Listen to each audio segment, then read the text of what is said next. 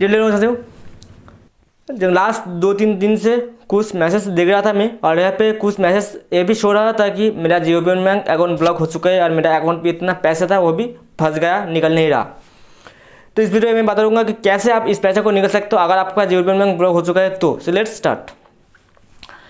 सो जियो payment bank का जो account है उस अकाउंट को आपने भी ओपन किया था एज आ OTP बेस, मतलब OTP के थ्रू आपने जो अकाउंट ओपन किया था। क्योंकि जियो पेमेंट बैंक का अभी तक कोई भी ऐसा कोई प्रोसेस नहीं आया जिसके थ्रू आप फुल कैश कर सकते हो। वीडियो कैसे भी हो सकते हैं, बायोमेट्रिक या फिर ब्रांच विजिट किसी भी प्रोसेस नहीं निकाला गया जियो पेमेंट बैंक की तरफ से। आधार कार्ड के साथ जो मोबाइल नंबर लिंक था उसके थ्रू आपने कैसे ओपन किया था और उस कैश के थ्रू आपने अकाउंट को एक्सेस कर रहे थे और यूज़ कर रहे थे।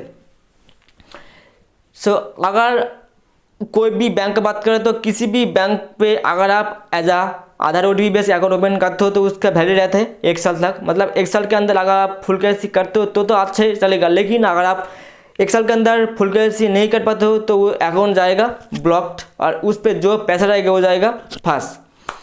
और उस अकाउंट को अगर आपको अनलॉक करना है तो आप करना होगा फुल कैश ही, क्योंकि जियो पेमेंट बैंक का अभी तक कोई भी फुल कैश का प्रोसेस निकाला नहीं है, तो आप कैसे करोगे फुल कैश ही। इसलिए अगर आपका जियो पेमेंट बैंक का अकाउंट पे कोई भी पैसा फंसे तो उस पैसे को आप निकाल भी सकते हो। इसके निकालने का प्रोसेस भी मैं इस वीडियो को बता रहा हूँ, सो ध्यान से सुनिए। तो अगर आपका जियो पेमेंट बैंक अकाउंट पे कोई भी पैसा फंसे तो उस पैसे को निकलने के लिए आपको जियो पेमेंट बैंक का ऑफिशियल जो मेल ID है उस मेल पे मेल करना होगा और उस पर बताना होगा कि मेरा जब अकाउंट ब्लॉक हो चुका है और मेरे अकाउंट पे इतना पैसा था, तो इस पैसे को मैं क्या करूँ या फिर इस पैसे को मैं निकालूँ कैसे। कर दीजिए, इंग्लिश पे करिए या फिर हिंदी पे करिए, आपका मर्जी।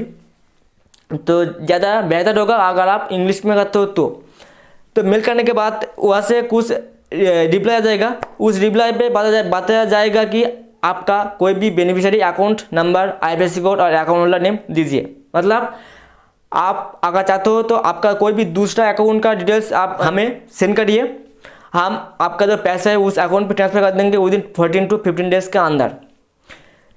तो आप एक काम करिए, आपका जो बाय डिफ़ॉल्ट जो बैंक है, मतलब दूसरा अगर कोई भी बैंक है आपका, तो उस बैंक का अकाउंट नंबर, IFSC कोड और जो मतलब अकाउंट होल्डर नेम, टोटल 3 चीज़ लगते हैं बैंक पे पैसा आने के लिए। तो टोटल 3 चीज़ आप मेल पे शेयर कर दीजिए, उसके बाद जियो पेमेंट की तरफ से आपको पैसा बैक मिल जाएगा।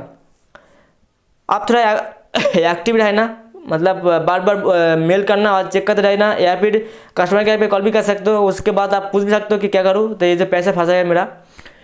तो जियो पेमेंट बैंक का जो मेल ID अगर बात करते हैं, जियो पेमेंट बैंक का मेल ID है kr@jiopayments.com।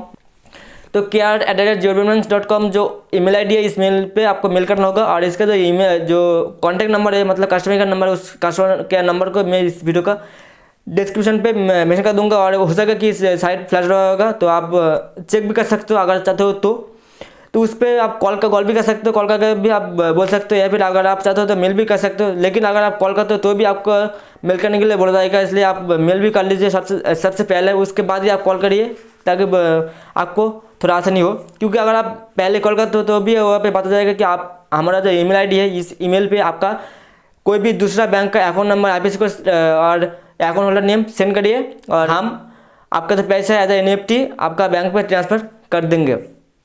इसलिए आप पहले ईमेल करिए, उसके बाद ही ईमेल करने के बाद ही आप